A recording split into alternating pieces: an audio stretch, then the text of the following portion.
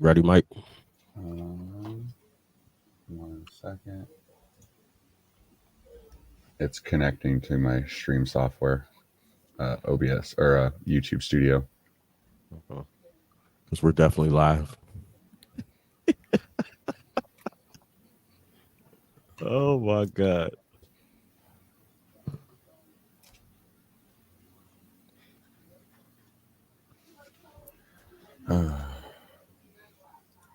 Just give me the thumbs up unless you want to start it.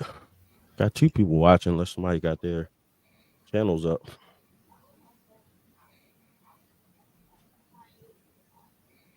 All right. And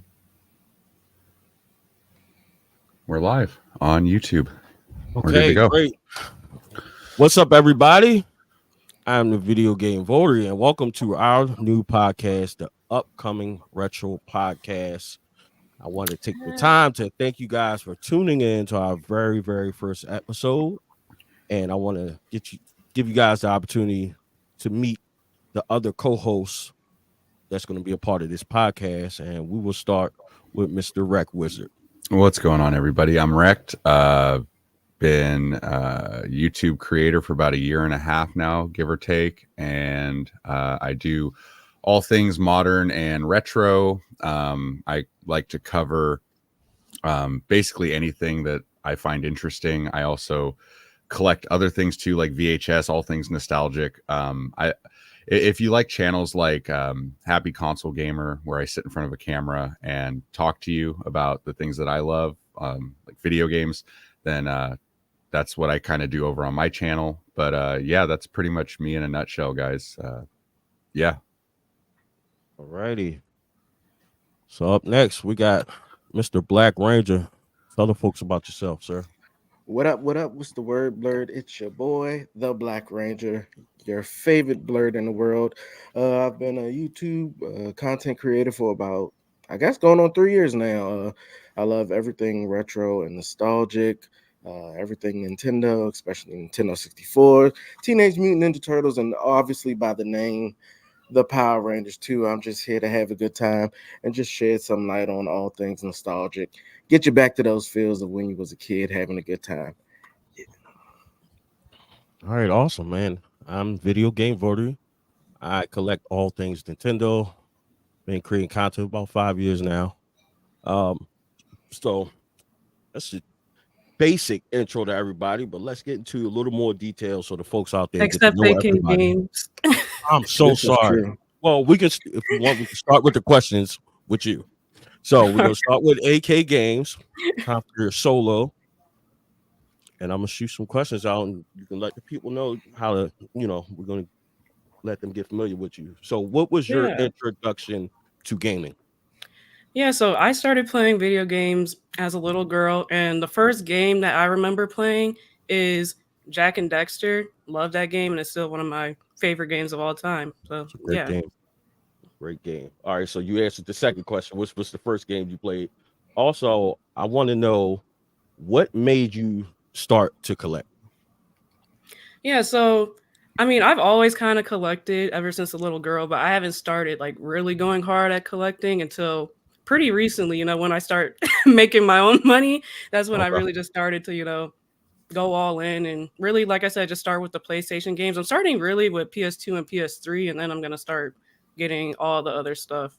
That's Um, a good start. PlayStation, yeah. That's a good start. So what is your favorite game? I'm gonna ask. Let me take a crack at it first. Is it Jack and Daxter? No, Okay. that's my third favorite game. Okay. My favorite game though is Red Dead Redemption 2. Awesome. Great Okay. game. That's actually a great game. Oh, okay. So what made you create content? What made me create content? I think it's just my love for talking about it, and I didn't really have too many people to talk about video games at first, but that's what made me start the channel so I could just, reach an audience who all love the same thing that I do. And Right. it's been fulfilling. I love it and meeting new people and stuff like that. It's the best thing. Okay. Awesome. And last question. What are your goals and ambitions for your channel? My goals and ambitions, I would just say you know, to reach people, like I said, who have the same love as me, and just really like just making, a network of people to talk Mhm. about games. That's just my goal. That's what I love to do. So Okay. yeah. All right, great guys. So that was your introduction to Miss AK Games, and Mr. Rec Wizard. It's your turn, buddy.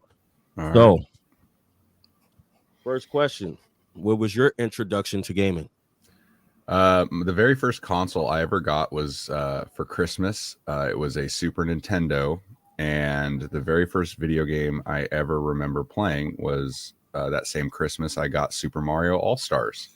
So Awesome. yeah, that was my first introduction to gaming when I was a kid.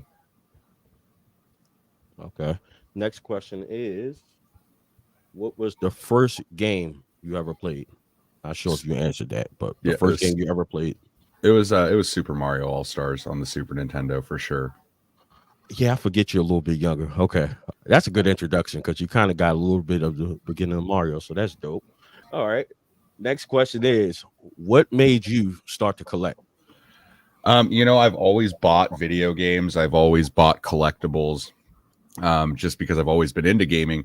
So I never really looked at it as being, a collector, I guess. But I guess that's what it always was. But probably my whole life, man, I've been buying, selling, trading video games and kind of building up this library that I have today. Is kind of my whole life, honestly. Mm-hmm. Okay. Next question is: what made you start to create content?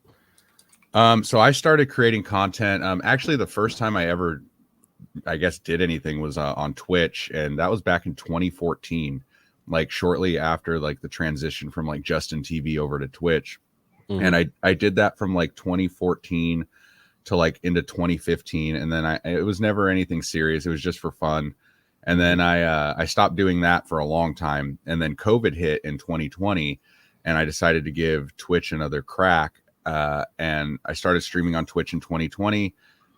Did that for about 3 years. And then about a year and a half ago, I decided to really give this YouTube thing a go and focus on YouTube and Instagram and TikTok. And really, I started making content because I just wanted to play video games and talk about video games with other people that liked the same things as me. That was pretty much the big goal behind what I was doing. I never expected this to like turn into anything like a career or anything. It was really just a hobby.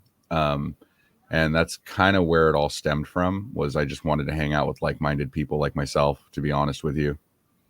Okay.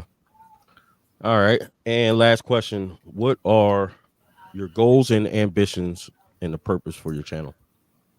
So for me, I would say, honestly, dude, like the biggest goal for me is to just like at the end of it all, when I'm all said and done one day, I would like to say I built a small community of awesome people. I know that's like a corny answer, but like just like-minded people that enjoyed my content and was I built like a solid, good community of people. And I have smaller goals like that I would like to achieve over time. Like my first goal coming up is I would like to hit 10,000 subscribers on YouTube. Like I try to set small goals for myself and then achieve them over time. And I don't like to set huge goals just because like they sometimes seem unobtainable.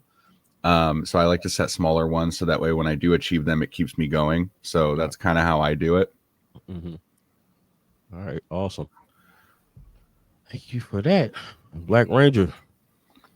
On you, brother. First question: what was your introduction to gaming? My introduction to gaming was the best, the Nintendo Entertainment System, the NES. I was like, I don't even remember how old I was, but my sisters had got it for Christmas, and of course, I was just born into that. So that was the introduction. And to go to the next question, the first game was, of course, Super Mario Brothers, the 3 cartridge, Super Mario Brothers, Duck Hunt, World Track Meet, had all that, Zapper, the Power Pad. We used to get it in. That was my first introduction to gaming and the first game I played. Okay, so what made you start to collect? What made me start to collect really was just the fact that it was mid COVID. I'd say close to the beginning of COVID, and I just was like, let me actually pull out all my stuff out of my tubs and stuff after I moved into the house, and noticed that I had a decent amount of stuff, and I was like, hey, like I really like this stuff. I could get more, and it was really more of the retro stuff for me.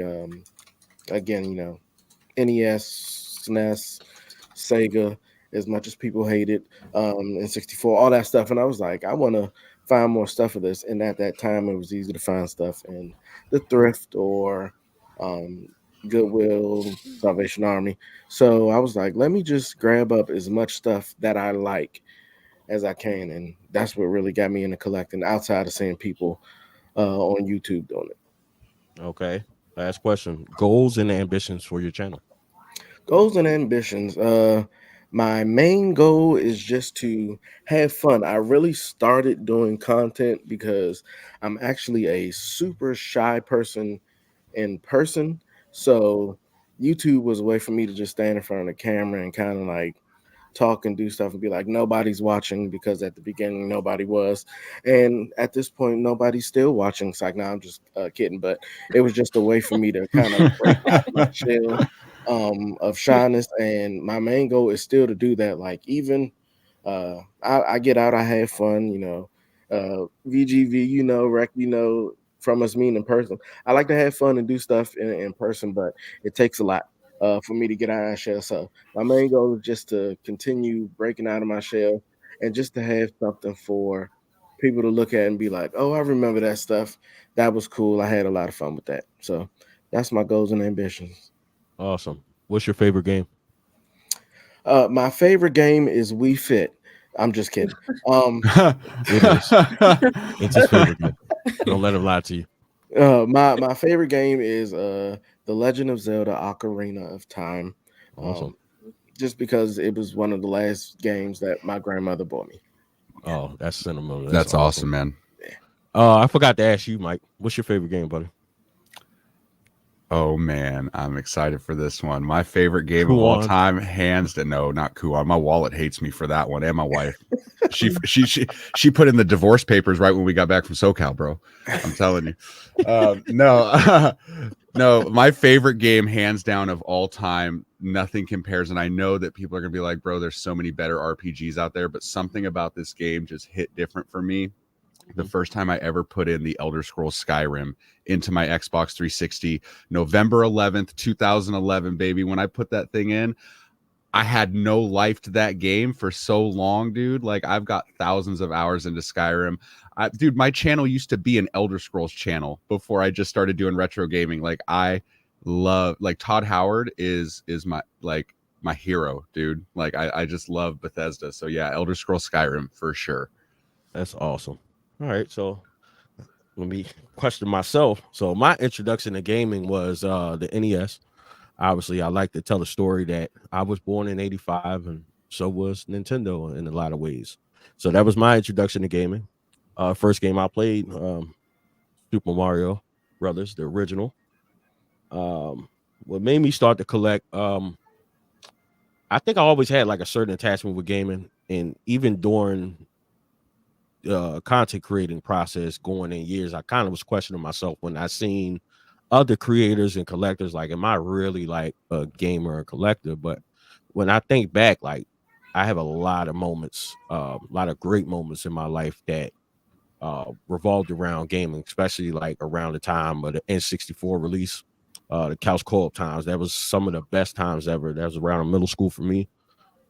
So I also saw this picture someone had on Facebook. You know how you just randomly see things in your feed from like sponsored posts and stuff like that. There was this picture of, like, we all get those cube storage things for our game rooms. Most of us, we've seen them. And somebody had like a TV and it had all the consoles. And I was like, I was in the process of buying my first house, and I was like, I want that in my basement. So that led me to start to collect, and then, the rest is history. My favorite game, that's kind of a tough one, man. Honestly, like, it's a very tough thing. I guess it'd be cliche for me to say Mario, but I'm gonna say NFL Blitz, just for the sake of being different. Like, I just love Blitz. Y'all see that in the background. Really love Blitz and NBA Jam.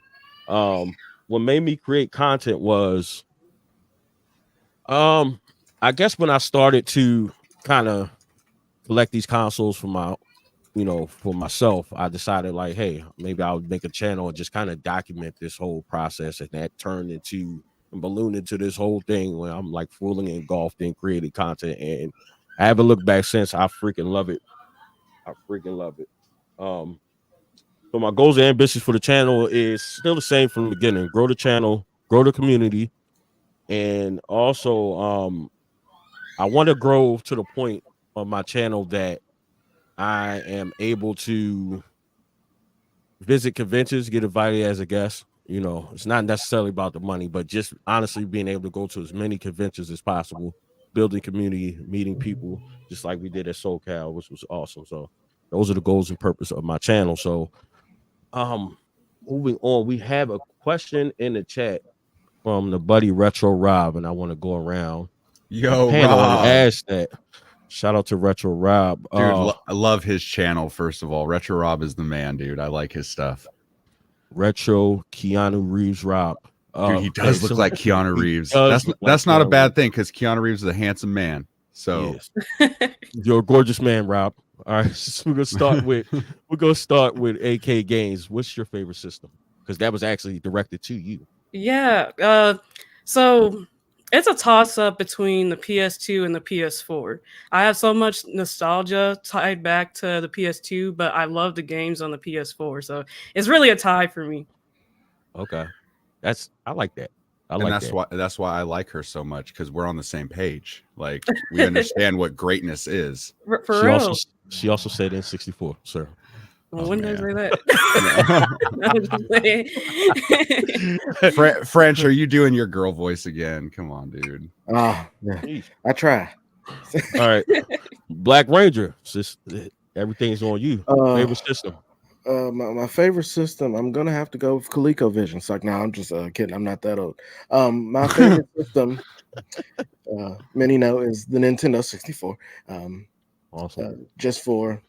That was really one of the first systems that I really dove into and like was good at, outside of just the regular stuff. And 64 for me. Awesome. Rec, I think you know the answer to that, but go ahead. Well, I'm gonna give you my top three then. So number 3 is the Nintendo Switch. Number 2 is the Super Nintendo, and number 1 is the PlayStation 2, for sure. Like, I think those 3 consoles right there combined will give you the best gaming experience, because they have 3 of the best libraries in the history of gaming.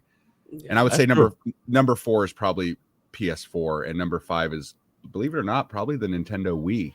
I know that might sound crazy, but it's the best console to freaking modify, dude. Not to me, dude. Like, it's just such a great console. But like, if you got any of those consoles, dude, you'd be set, man, as a collector or a gamer or whatever. Like, those 5 consoles right there are some of the best in history, dude. Like, straight up.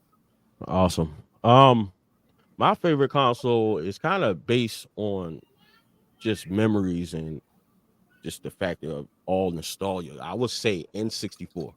Like, that time was like, preteen, teenage years, beginning to kind of figure out who you are, and you got your friends. And N64 was just like the king of couch co-op. GoldenEye, that was before Call of Duty. It was GoldenEye all day. Smash Brothers, Mario Kart, Diddy Kong Racing, not to mention the 4 best wrestling games ever created was on the N64. Facts. So that's just not up for debate with anyone. I'm not debating that.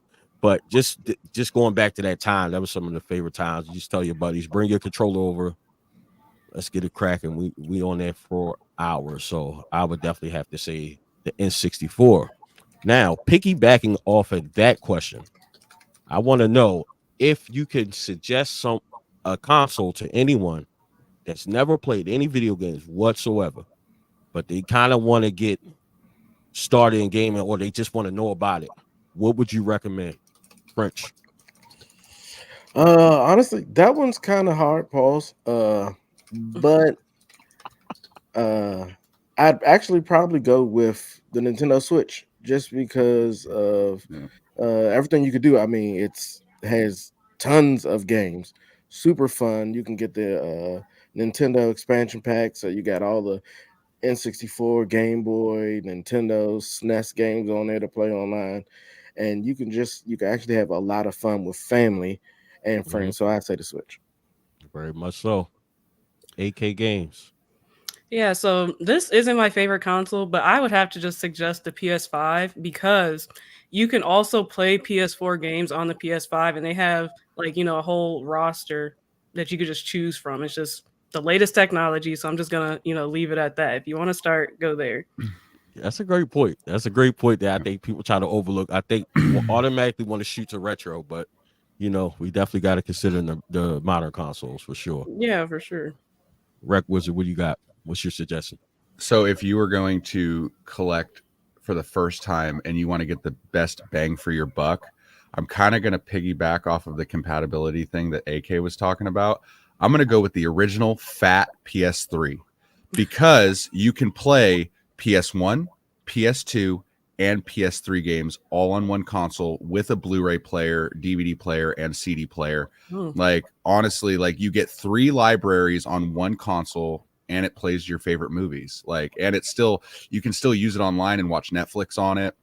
It's a great machine if you can find one at a decent price. They're kind of pricey, but dude, honestly, all of the games work. Now, if you can't find a backwards compatible one, not a lot of people know that. Well, there are people that still don't know this. Any model of the PS3 will play PS1 discs. Any model, even the Slims. Yes, that's true. Some people assume oh, well, it's not the backwards compatible one, so it will only play PS3 games. No, it just won't play PS2 games. Right. But if you can find the original Fat Boy PS3, that's, I think, the way to go because you get all 3 PlayStation libraries. And if you get a PS5, those are really the only 2 consoles you need right there because you can play 1 through 5 on just 2 consoles. Exactly. A little bit of retro, a little bit of modern. I think that's the way to go. Okay. So questions on me. Man, I'm gonna agree with Black Ranger. I'm gonna go with Nintendo Switch. I'm gonna say that for multiple reasons, and even if I'm being a little biased, I really was thinking about it because I will mention that PS2 was a great time too. That era was a great time.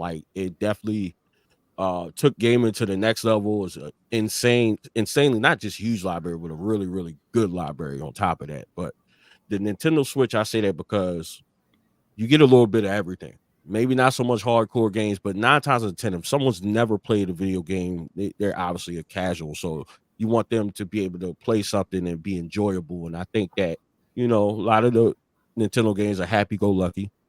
So, you can pick up anybody can pick up Super Mario Brothers and play it for a little bit. It may not be great, but they can pick it up and play it.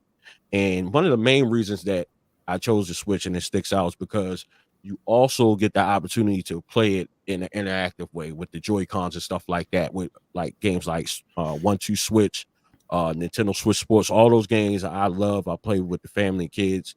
I have friends over game nights and stuff like that, and we play that. And I think that's just a great opportunity to experience games where it's not just sitting there with a controller, but it's also interactive. And we got the Wii to thank for that because everybody and their mama had a Wii. Everybody, dude. Everybody, every grandma and every nursing home across this great nation had a Wii. I was even gonna say my grandma. Dude, hey, but tell me if you guys think I'm wrong. Just because you brought that up, thinking of it, if you wanted retro and modern, right, but you didn't want to have 100 consoles hooked up, right, like some of us crazy people. Honestly, bro, if you got the fat PS3 that you can play 1 through 3, you got the PS5 so you can play 4 and 5, and then you got the Nintendo Switch where it has the NES and Super Nintendo and N64 classics plus all of their modern titles. If you had just those 3 consoles, you have access to tens of thousands of games with just three consoles, physically and digitally, because as of right now the PS3 store is still active. You can still buy games on there. So honestly, if you were going to get any consoles, those would be the 3 right there, man, because you could play PlayStation and Xbox. I mean, yeah, sure, a 360. 360 is good too, though. I can't knock 360. That was a good time too, but absolutely, those would be my 3 choices as well. You guys were spot on with that for real. Yeah, that's a good point. with the NSO Nintendo Switch Online, that opens up the possibilities and capabilities of that, and that expands generations. You got Game Boy on there, Yeah. or NES. There's so much, and that's the same with the backwards compatible PS3, which you're gonna kick out a little bit of money, but Yeah. you're able to play, and then especially with that, you're able to play that. Well, actually both, because they both have HDMI out, so you don't necessarily have to have a CRT TV to play, and you get a lot. You cover a lot of ground with those.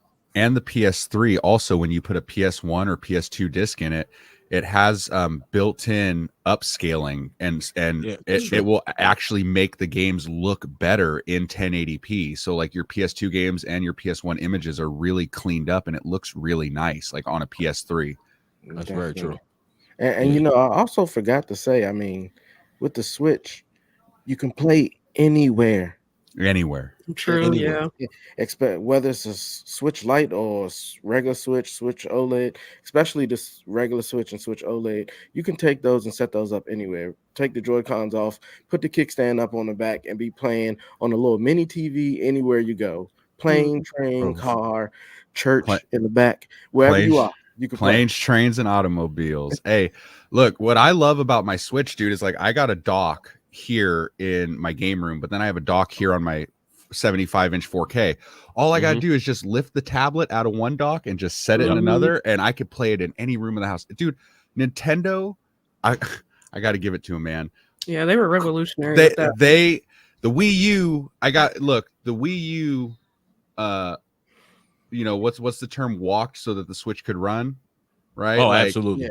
Absolutely. Honestly, dude, and I like the Wii U. People knock that console. I still got mine all set up. I love my Wii U. I'm not gonna lie, but the Switch is revolutionary, and I just love that console, dude. It's like almost perfect, to be honest with you. Like, yeah.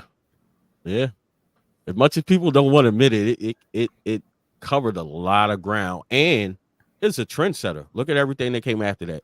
Steam Deck, Allies, Steam Deck. Yeah. Speaking of which, let's talk about that. Let's talk about that real quick. The Steam Deck. Who on here has one? Who has a Steam Deck out of you guys? I kind of want one, just for the fact that I would love to mod it and put retro games on it and put Switch games on it and stuff. But I don't know, man. It's like, do I really need it? Same thing. I want one. Okay, it's quite awesome. I don't have one. Yeah, that's what I'm saying. Cyberfight the SoCal. I watched a lot of playing on that Steam Deck, and it's awesome. Mm-hmm. And the battery life is way better than the Switch battery life. Kind of a high barrier to entry, though. It's kind of pricey. That's the reason I didn't get it. Yes. I think you can find a used one, like the original model. I was looking because I really wanted one just to play Switch games and stuff on it, like to modify the thing. And to be honest with you, you can find a used one for like 150, 200, or something like that. That's not too bad, but it's like, I don't know. Well, let me tell you, because I was up in the air about it for a while, right? So yes, it's a high entry point. And my recommendation, if you're going to go and get a Steam Deck, you might as well get an OLED. There's no point in getting something, loving it, and then you're like, oh, or you get the regular one, and then you see the OLED, night and day. You shouldn't even just rob yourself. Just get the high quality, and I highly recommend it. And to piggyback on Rex's point, you don't need to mod it. That's the beautiful thing about it. Yeah. It literally comes set up. All you got to do is pretty much put your ROMs in there, and it is right out the gate, ready to go. And the reason why I recommend it, I still recommend collecting and getting your original copies. We are not condoning any type of piracy, but the fact that I can have so much in one place at one time, and it's mobile, it honestly gets no better. Like Prince was saying, I'm literally on the plane to SoCal. I'm playing NFL Blitz. I'm going from Game Boy up to N64 to Dreamcast to SNES and back. And you literally have all of this. Not to mention, you can dock it. Yes, and just like a Switch. It's very simplistic, and it's a portable PC. So the opportunities is almost limitless with that thing. Just for especially if you want to preserve what you have and not use your original hardware at the risk of damaging it or something like that. You could utilize a Steam Deck and you know, be able to play all of your stuff and, you know, kind of preserve what you have, because I think it's important for anybody that's invested in gaming, you know, no matter which level you're at, to preserve gaming, because a lot of stuff is disappearing. So, you know, that's a way to preserve what you have, and also just to kind of save space in your game room and not necessarily have to hook everything up. You kind of can just boom, put that on, and it's out the gate. It's pretty much built for that reason. Honestly, like that was the main thing. You know, a lot of things you got to do things to mod, and some is more difficult than the other. But the way they laid Steam Deck out, they kind of had it laid out for you, just ready for you to go and just, you know, literally go ham. And not to mention all of the retro stuff. We're not just talking about that, but just the games that's available on Steam. That's like a whole. That when you think about it, if you break it down, like let's just say you wanted to get a lot of the retro systems. You want to get Game Boy, NES, SNES, PS1, you know, all that stuff. By the time you add it up, you probably might spend like $700 when you think about it. So I'm not deterring anyone from doing it, but like if you feel like you don't want to have to switch things around and have to, you know, do all of these things to play these games, unless you have it hooked up, you know, more power to you. But that's just an option, and also just the availability to be able to take it on the go with you. But there is, you know, other options. I think Steam Deck is kind of the best available in my opinion. Has anybody tried the ROG Ally? And I think what's that one company that has one as well? There's another one, Legion. Legion. Yeah, the Legion, and then there's the Aya Neo ones as well. Like all these like handheld PCs have been coming out left and right. There's so many of them now. But you know, I still might get a Steam Deck one day, dude, because it just seems like it would be dope as hell to like be able to emulate like all of these consoles on the go anytime you want. Like literally, well, I mean, let's be honest. I mean, it's like I got one right here. It's like a more powerful version of these Ambernicks, right? Like I have an Ambernick that has like, I don't know, 10 or 20,000 games on it, and this thing is great. It's like the shape of a Game Boy Advance, and I can play like all the old school games that I want. But a Steam Deck is literally so freaking powerful compared to like an Ambernick, right? So it would be dope to be able to play, you know, games like that, you know, on the go. That would be amazing. But let me give a shout out real quick to the first console that was technically a hybrid, and it'll be the only time on this podcast I ever shout out Sega. I got to give it up for the Sega Nomad, because a lot of people don't realize that the Sega Nomad, you could dock the Sega Nomad. You could plug it into your TV and play it. You could play it on your TV.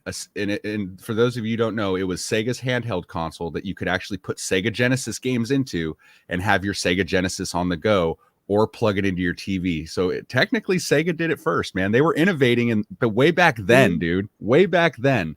That's true. Yeah, you know, honestly, dude, like that they kind of did it first, you know, but I mean, they're not around like they were, so. Yeah, that's a great point. I think the Nomad gets overlooked when it comes to that aspect. But yeah, well, you know what? We're gonna raise the bar a little bit, because this one is absolutely forgotten about. Nomad's forgotten about, but I think it's a little more well known because Sega is a big part of gaming history. We got a lot of huge Sega fanboys and fans, right? But what about the what is it called? The TurboGrafx. Oh yeah, the engine. The TurboGrafx, the mini one. Express. The Turbo Express, yeah. That right there. I've never played one. I've seen it, but that's legit. I mean, same as the Nomad. It's just not as big as bulky, but you know, you legit have that console in your hands. Does anybody have a Turbo Express? I've never had the opportunity. No. I've seen it twice. That's how much they cost. Only at conventions. Yeah. I see it quite a bit. So let's look into the chat, see what's going on. Retro Rob says he remembers waiting outside for the Wii. Now that's interesting. So I don't know. I guess at the time, like, it wasn't the hype before, it was more so the hype after for me. It was so hard to get one, dude. Yeah. When it came out. So what was everybody's experience like around the time of actually? Yeah, we'll finish that, and I got another question. But go ahead, AK. I see you got something to say. Oh no, I just saw you were about to ask about like when the Wii came out, and honestly, I was I don't want to like age myself or anything, but like I was pretty young when it came out. Honestly, my parents just bought it, so I don't know what I was doing. I just know it showed up at my house and I played it. That's Dude, awesome.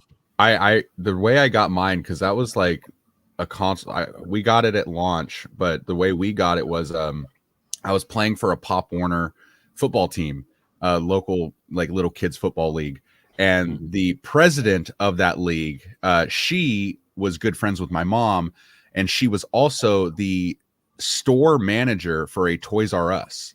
Awesome. And she came to my mom and said, "Hey, Christmas is coming up. Your boys want a Wii." And my mom's like, "Absolutely." So like when they came in, her name was Monica, really nice lady. She put one aside, and my mom went and paid for it, and we got a Wii on Christmas the year it came out, when Awesome. a lot of people couldn't get one for a long time, dude. And I loved the Wii, dude. Like a lot of people knock it, but man, it was such a fun console. The virtual console on there where you could buy your old school games, and like the first party stuff was really good, man. Like I remember playing Red Steel for the first time, and I just thought it was so cool, swinging the sword and swinging the remote. Dude, the first time I ever beat Twilight Princess was on the Wii, not the GameCube. Like I loved it. Oh, and I will say one of the best ways to play Madden 08 on the Wii with Vince Young on the cover, like throwing the football and stuff, dude. That was fun, man. I loved the Wii. I still love the Wii. I got mine over here modded with like 8,000 games on it. I love my Wii. Gosh. That's pretty dope. I loved Just Dance. Me and my family would always get on that game, and Wii Sports, even though it's kind of like cliche, but like we would always get on that game, or like the party games. I think there was like Pac-Man Party was one of them. I don't remember having Mario Party, but I just remember the Wii being like such a great console for, everybody to join in and just, play in the house. Like it was just a fun time. Okay. French. Yeah, so I have my Wii story, pause. It's kind of funny, and it makes me feel old because I didn't realize how the disparity in age between me and VGV and Rec and AK. I was in the military at that time, and I had actually got an Xbox 360 off base and traded it with somebody for a Wii because they were sold out everywhere. I played the 360 for like a week, but I really wanted the Wii just to play Wii Sports and like all the other stuff that was out for it.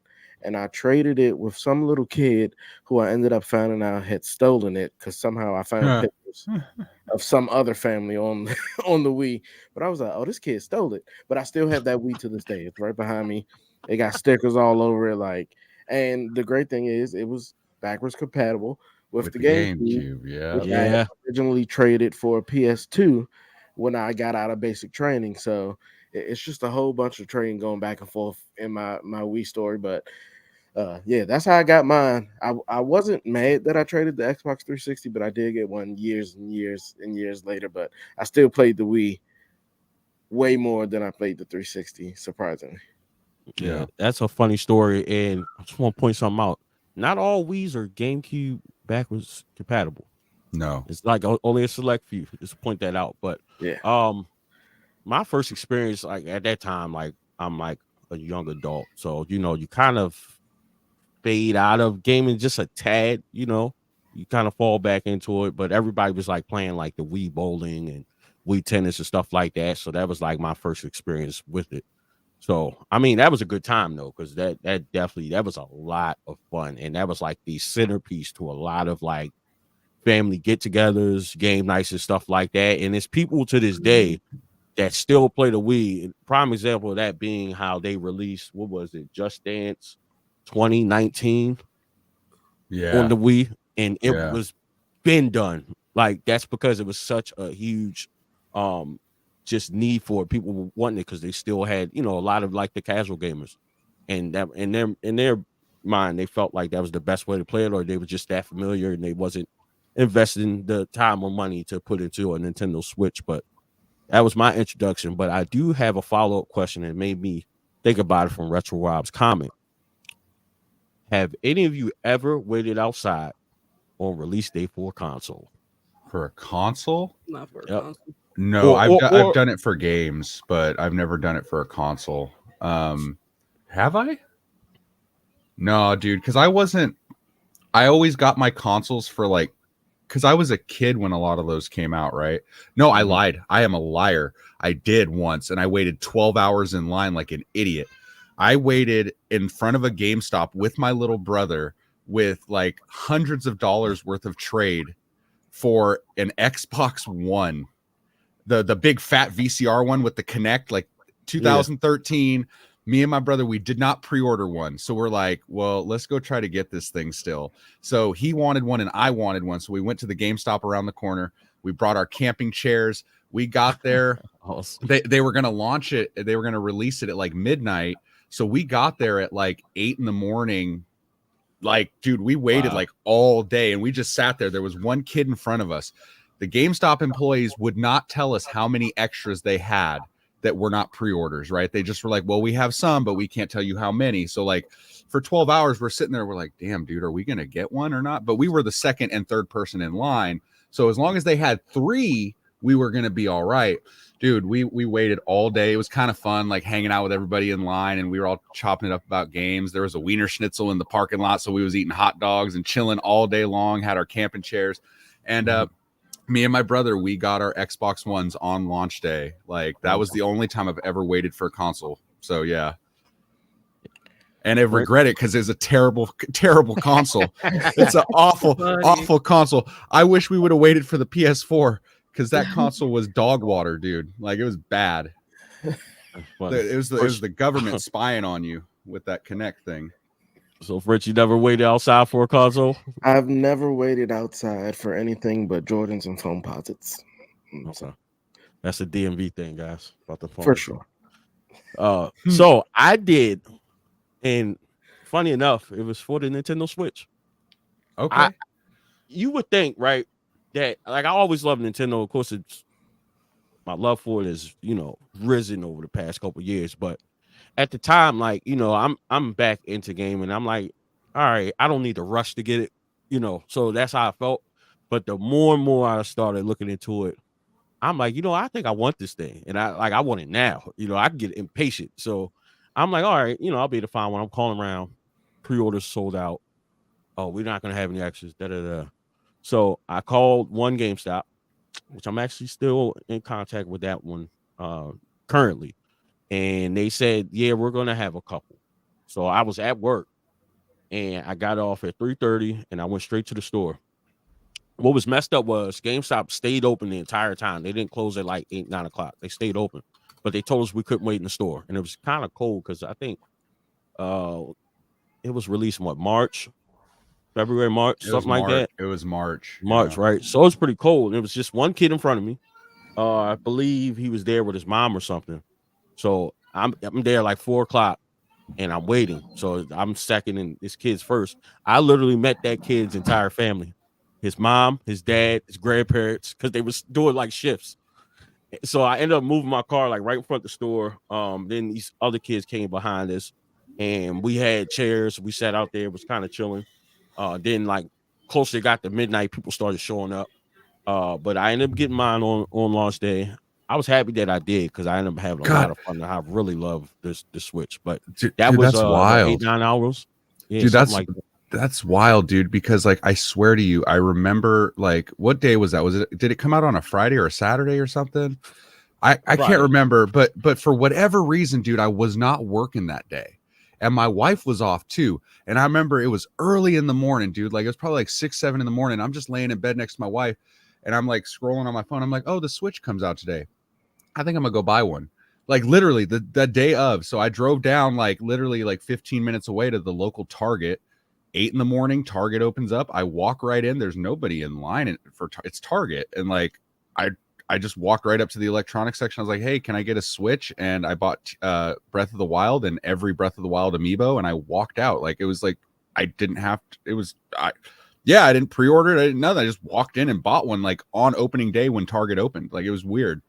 That's insane. Dude. Yeah, it was nuts, dude. Like it was no hassle. There was nobody even there to get one. Like it was kind of crazy. Like I just walked in and walked out with all the amiibos, the games, like everything, no problem. Like I thought for sure I was gonna have to hunt for it that morning.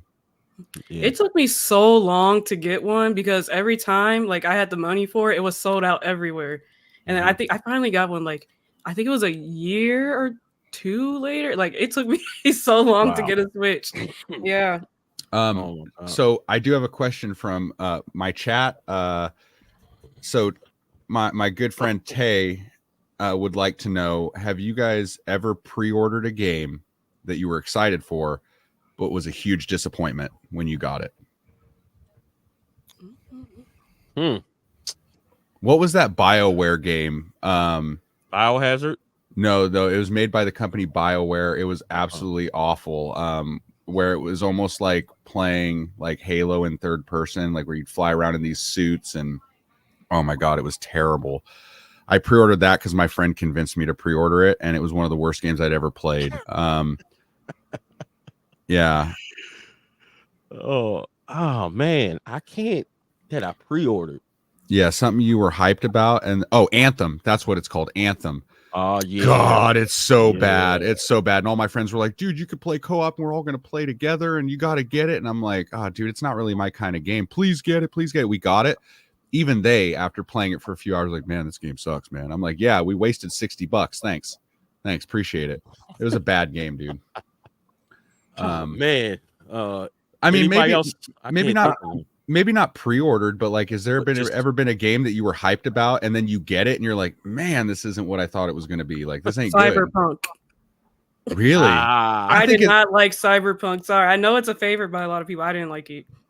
I think a lot of people were disappointed initially because they had to run those patches. Or was that the that was it. They had to run those it patches, was and everybody liked it. Dude, crazy. it was bad. I tried to stream it on opening day on Twitch and it was so buggy that I had to end stream and I had to stop streaming it in front of people because it was so bad on launch day. Like, it was so bad. Like it phenomenal now, though. It's phenomenal now. Really? I will say it's awesome now. I love playing it. Yeah. Mine is kind of funny. I couldn't think of one, and I don't remember. I think I actually did pre-order this, and I've only pre-ordered I think 3 games ever. It's this large box sitting up here. It's a music game, Power Gig, on the PS3, and it was supposed to be like a new way to play like Guitar Hero and all that stuff because those are some of my favorite games. It comes with a real guitar, which is awesome, and the drum set is Bluetooth. And the game itself is terrible. It's unresponsive when you play it. Bluetooth doesn't work. Like, you got to sit the drums on the floor and just bang in the do this in the air for it to pick up. It's trash. Like, the game sucked, but the guitar was cool. That outside of that, I wasted quite a bit of money on it. Oh, okay. God. I'm trying to think. Like, it's not hard to. It's very difficult to disappoint me, in terms of gaming. But if I can, it's funny enough, I did a review on it recently. The new Turtles game. What is it? Attack of the Mutants. Okay.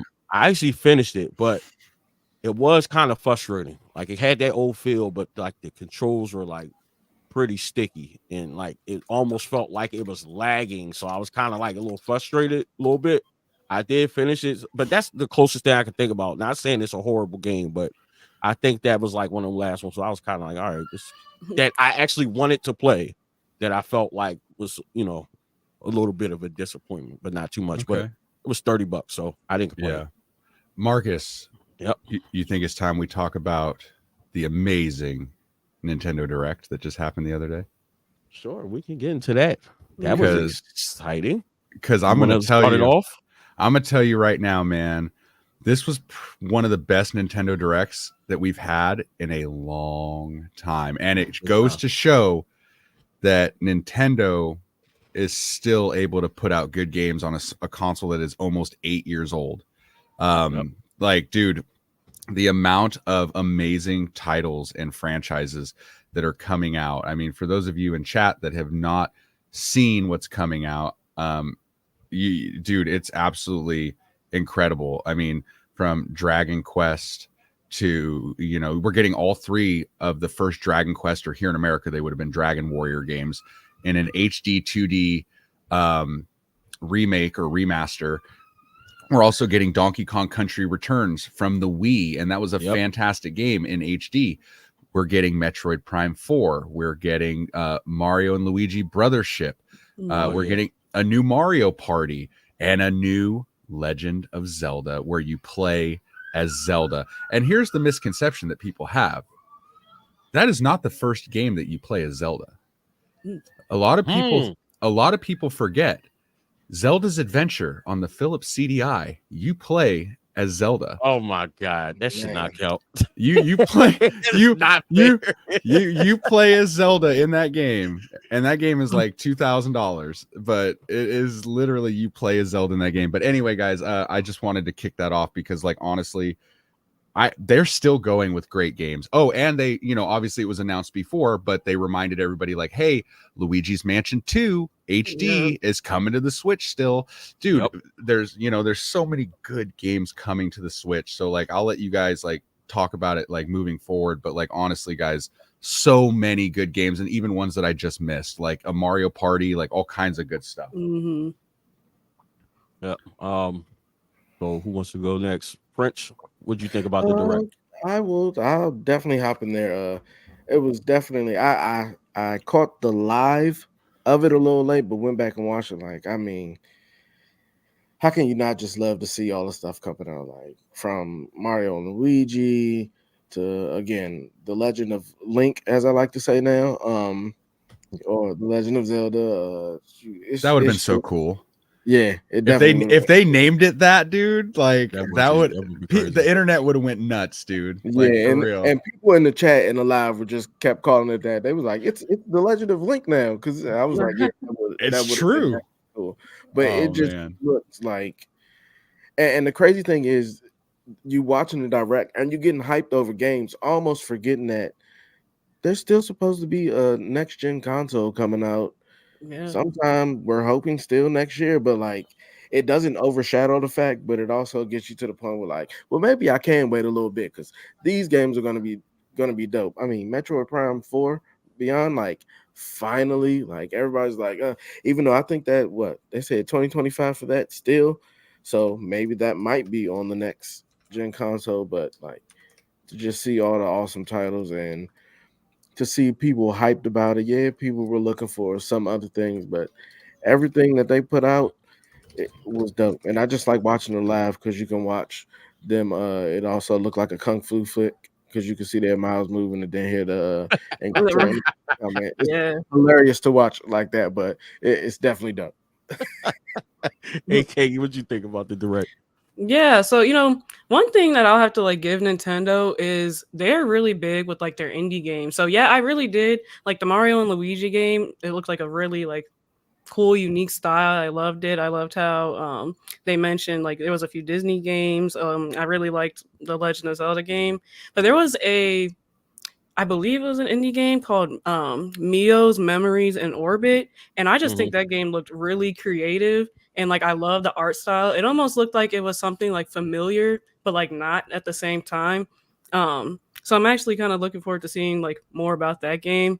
I'm super excited for Luigi's Mansion 2 because believe it or not, like I said, like I'm not too big on Nintendo, but I've played Luigi's Mansion 3 and I love that game. So I'm really excited for the second one to now come out and me play that. So I'm really, really excited to see, what else they come out with in the future and how these games turn out.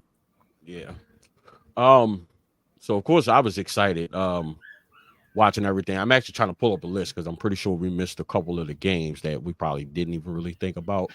One thing, obviously Mario and Luigi Brotherhood definitely stood out for me, like right at the beginning. It came out the gates with that. Another thing that stood out for me was that Marvel fighting compilation. Oh yeah. And it has been confirmed that there will be a physical copy. Oh man, dude, I got to get that because Marvel vs. Capcom 2 is on there. That game, we can actually stay on that for a second. That game, I'm telling you now, it's going to sell like crazy. And I say that because not only is it coming out for the Switch, it's coming out on Xbox and PlayStation. Yeah. So, and as big as the fighting game world is with Evo and stuff, and now they put so many bangers on this compilation. Like, honestly, Capcom outdid themselves. X-Men Children of the Atom, X-Men versus Street Fighter, Marvel versus Capcom 2. So collectors out there, that prices get ready to drop. Thank God, because Substantially. I need Marvel vs. Capcom 2 for the PS2. So I need like- that. It's that's like $200. yeah, It's it's around $200. Yeah. Like I'm waiting. That game comes out and then they drop the price down to like one something. I'm like, cool. That's when I'll get it. But French, you said you had to dip out, buddy. Yeah, thanks for saying that. You guys are straight dad mode over here, as usual. Rec, Marcus, and AK all know how it is with me. I'm always disappearing in our chat because it's something with the baby. I just pop in, but I gotta get my daughter, unfortunately. But the great thing about the upcoming retro podcast is there's still 3 other co-hosts who can have a great conversation without your favorite blurred here. But nobody pays attention to me anyway. But yes, you guys, I definitely been great hopping on here. Episode 1. I'm gonna miss a lot of the rest of the Nintendo Direct talk, but it's still some bangers that we didn't even mention going on there. So appreciate you guys. Check me out any and everywhere, Black Ranger NLC, and I will see you guys in the chat next week. Anyway, also guys, all of our channels are in the video description down below, so check out all of their channels. They are all down there. We also started our own YouTube channel for the podcast specifically, so streaming here on my channel will not be a permanent thing, or on Video Game Votaries channel. There was just some technical difficulties with the podcast channel. Moving forward, though, we're going to be streaming it to the podcast YouTube channel. Yep. So basically, check out that as well. That'll be in the video description as well. Yes, and all please of our go channels. subscribe to that channel.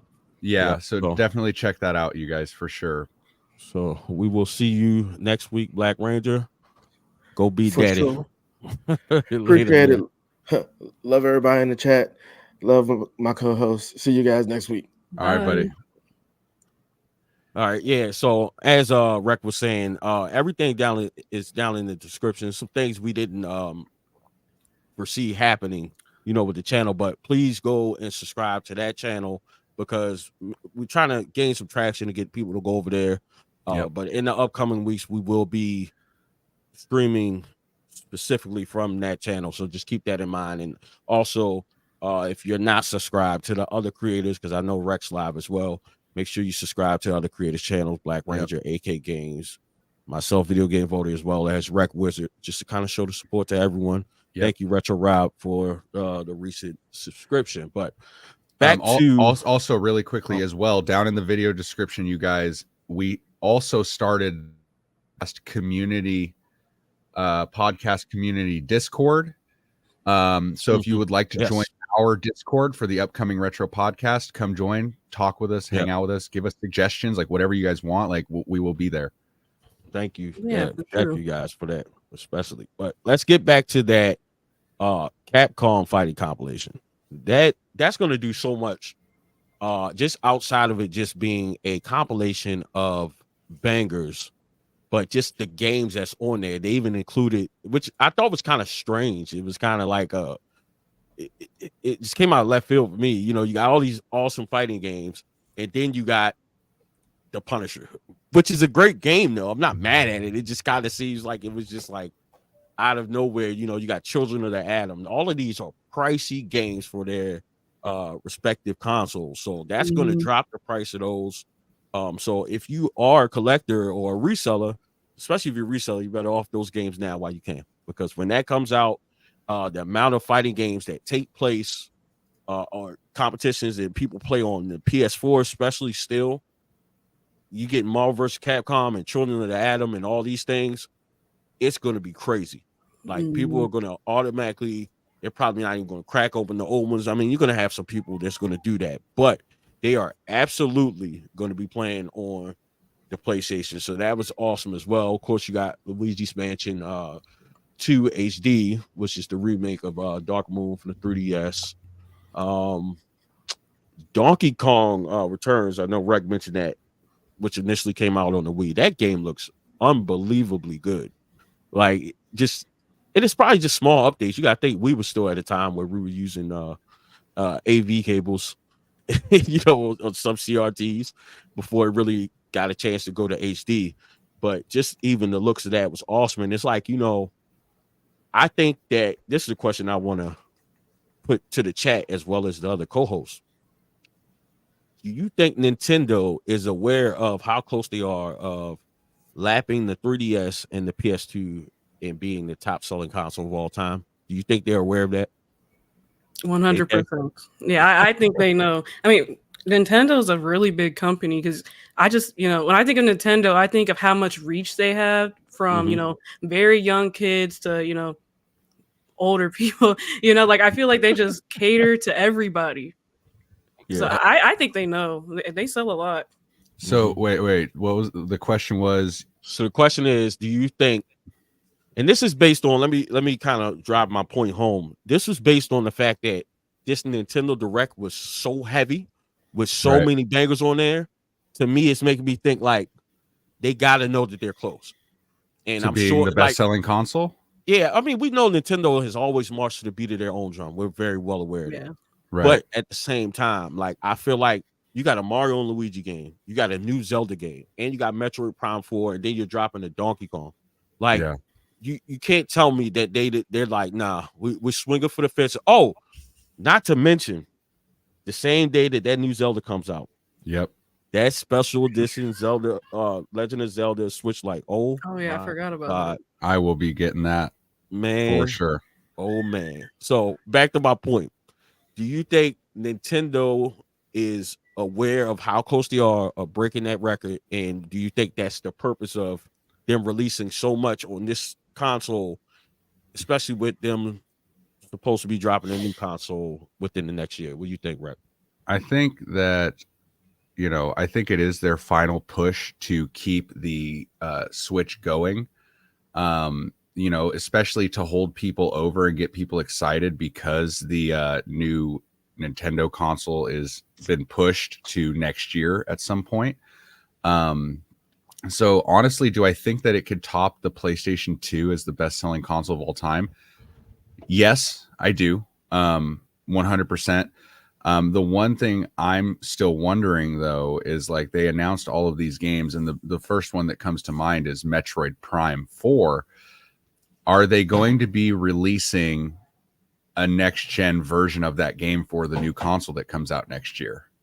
That's what I'm curious about because, you know, again, the Switch is 7 or 8 years old with, you know, a processor and a graphics chip that's even older than that.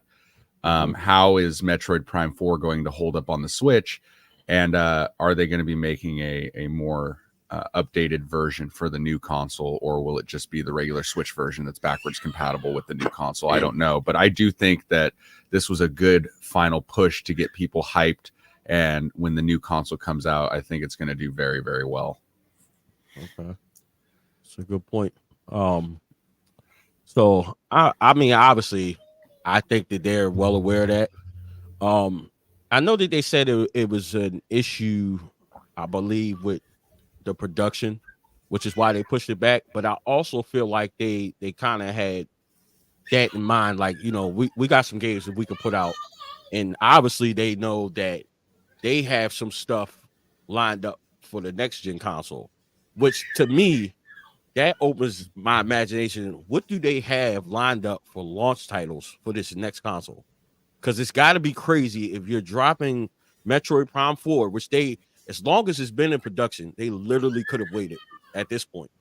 Especially if the console's coming out next year, you're dropping the new Metroid next year. What do you have planned for this next console? Like, my mind is kind of blown with that. It's like, I think it's just going to be crazy.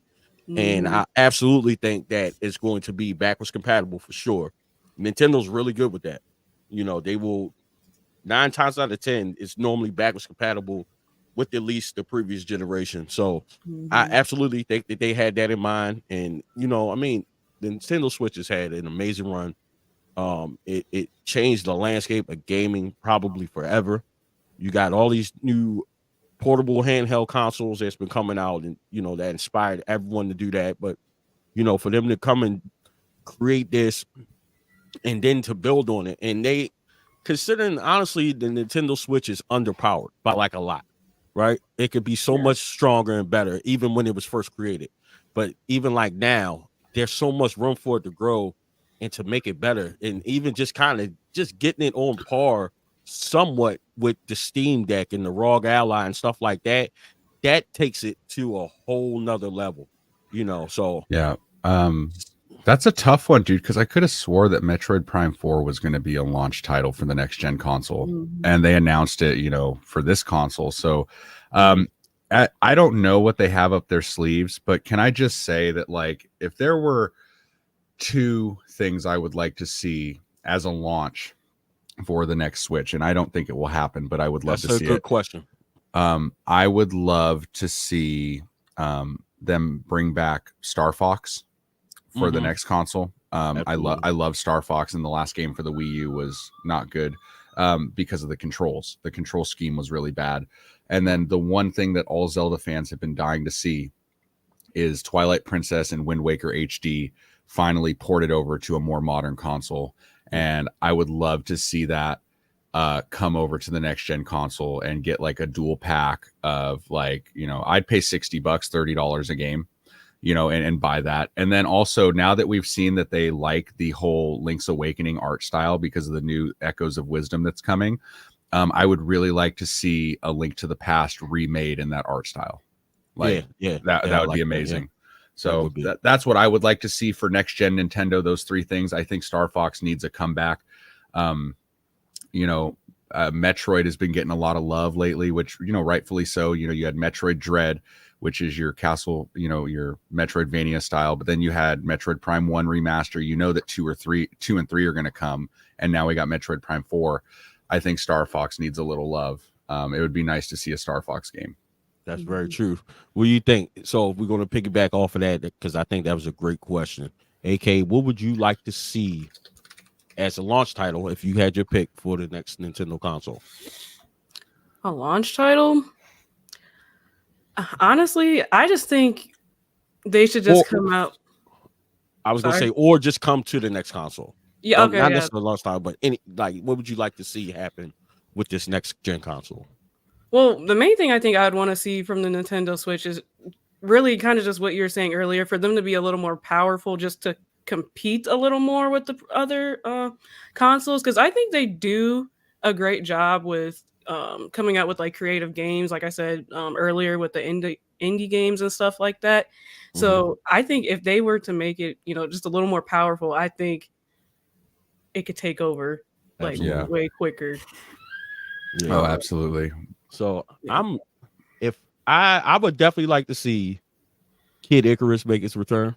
Oh yeah, Uprising for the 3DS was awesome. Yeah, so it's way overdue for that. And I'm trying to think, like, the other Nintendo IPs, they've been okay. Like, obviously Star Fox would be one. Yes. Because even with the Switch, they did drop a couple Metroid games. It wasn't Prime 4. And the reason why that got so much heat is because they spoke about it years ago. Right. But they gave you some Kirby titles. So they covered a lot of ground. Dude. But, Star Fox is needed. I'm actually kind of shocked that they didn't do something on the Switch, because I don't think there's any Star Fox games on the Switch. No, there's not. And a big part of that is because the Star Fox game that came out on the Wii U was such a failure because of those controls. Like, it was so bad, dude. And I was so hyped for that game because it looks fantastic, but it's so hard to play because the controls between the gamepad and the TV, like the fact that you have to constantly look up and down all the time, it's very hard to play and it's not fun.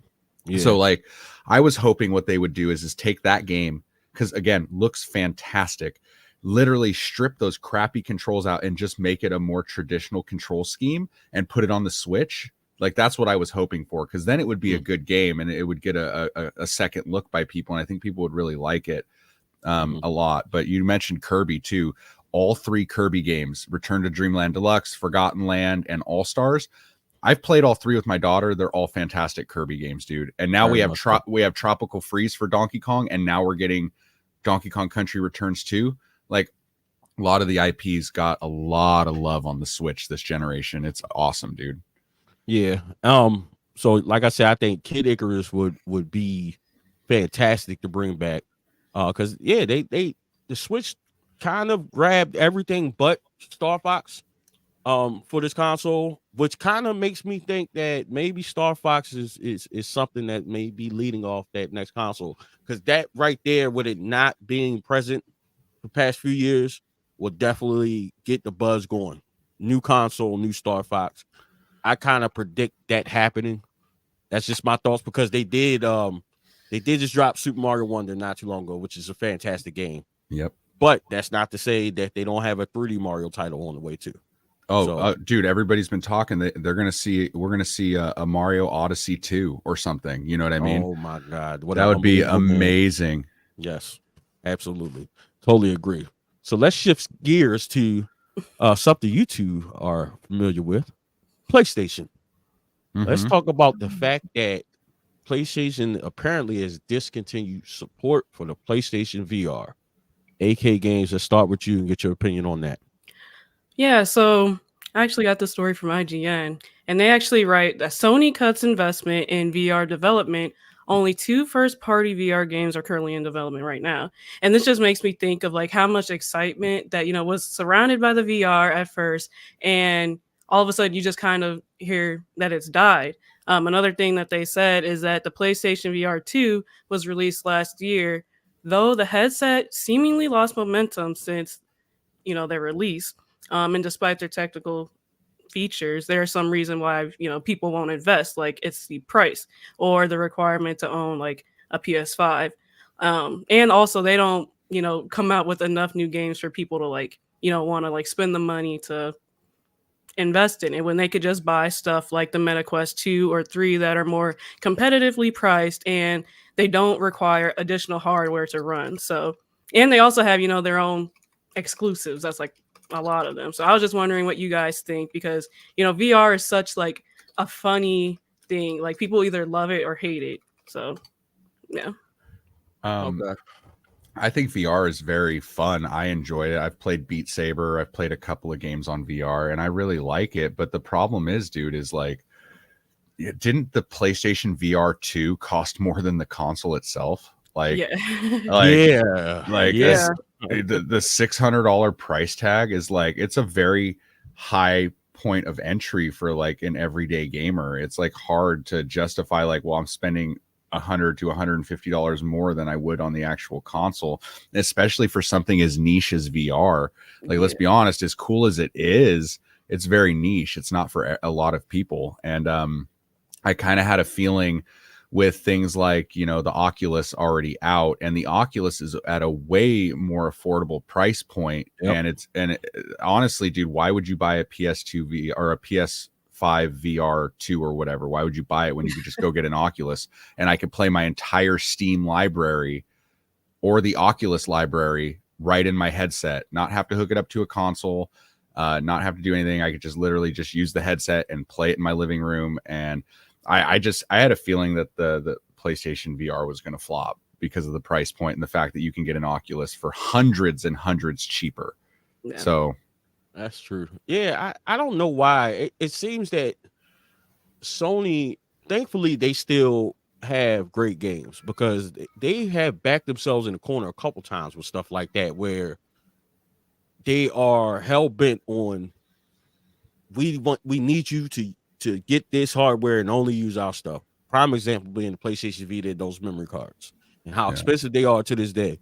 Like, and I was going to say the same thing about Nintendo. I'm hoping that these companies begin to realize not to be too ambitious, right? And what I mean by that is, don't put so much into thought into using just one particular hardware or something to complement the hardware, like the memory cards. Like, we should be able to get SD cards. They're readily available any and everywhere. So we should not just be only having to spend $75 still to this day for a memory card for the Vita. Yeah. So even with that, like, I'm sure they put money into creating and developing the PSVR headset, but that's insane that it costs more than a PS5. Like, I don't know where they thought, like, how could you possibly justify that? And it's a very small community of people who really love VR. Like, I have the first VR, which is fantastic, but at the same time too, VR is like, it's an acquired taste. You can't just jump right in and you can play for hours because Mhm. you're absolutely gonna get motion sickness. And Yeah. even the stuff with the heat, I don't know if they corrected things about like the headset because they had that thing where it was kind of blurry. You know what I'm saying? And Mhm. all of these things just play a role, and I think it's kind of crazy that they did something like that to have that price point so expensive. And on top of that, like the last VR price just dropped in price because it was still like they wanted top dollar for that for the longest time. Like, they had to make better choices um when developing these things and giving the consumer more of an option, because that may be the way to getting people to want to invest into their product. If they're like, all right, everything, like at least they're kind of everyone's kind of going to USB-C, because Right. that was the thing. Everybody has USB-C for something. So, you have these options available for charge ports and stuff like that. Like they got to be, keep the consumer in line a little bit when it comes to that. So hopefully Mhm. moving forward, they would do that, but they're going to have to do a price drop on that thing. And I don't know what else they could do to kind of save that at this point. I don't think. Or I Yeah. don't think it.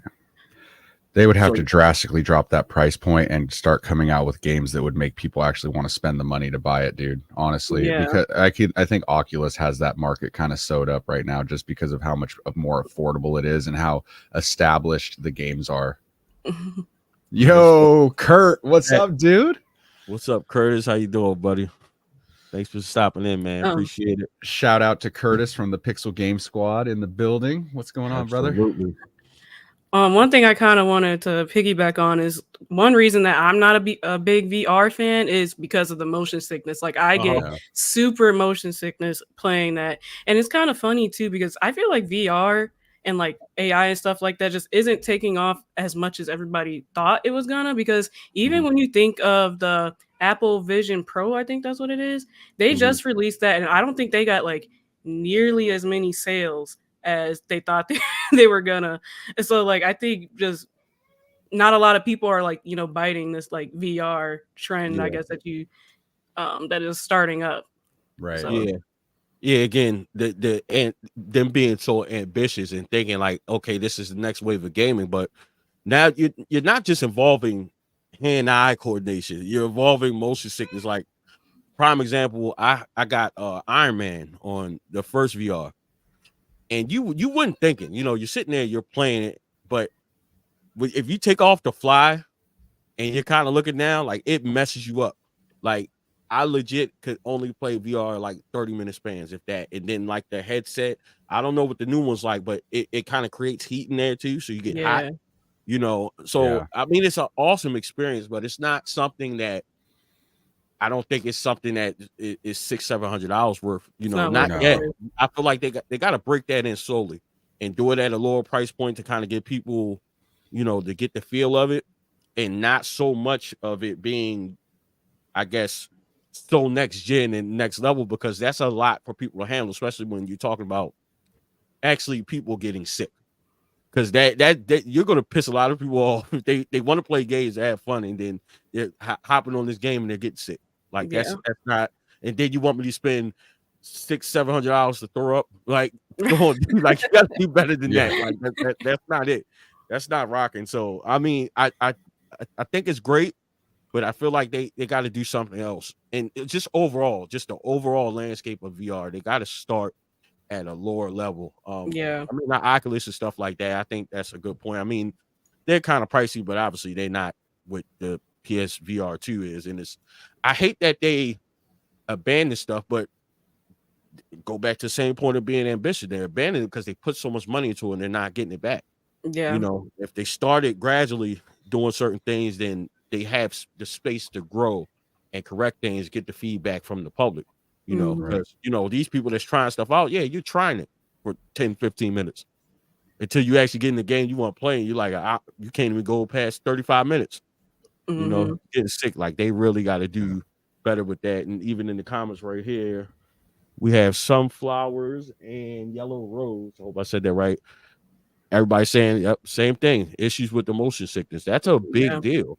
That's a big deal. Like, it's making things not be enjoyable. Like, what do you do with it in that situation?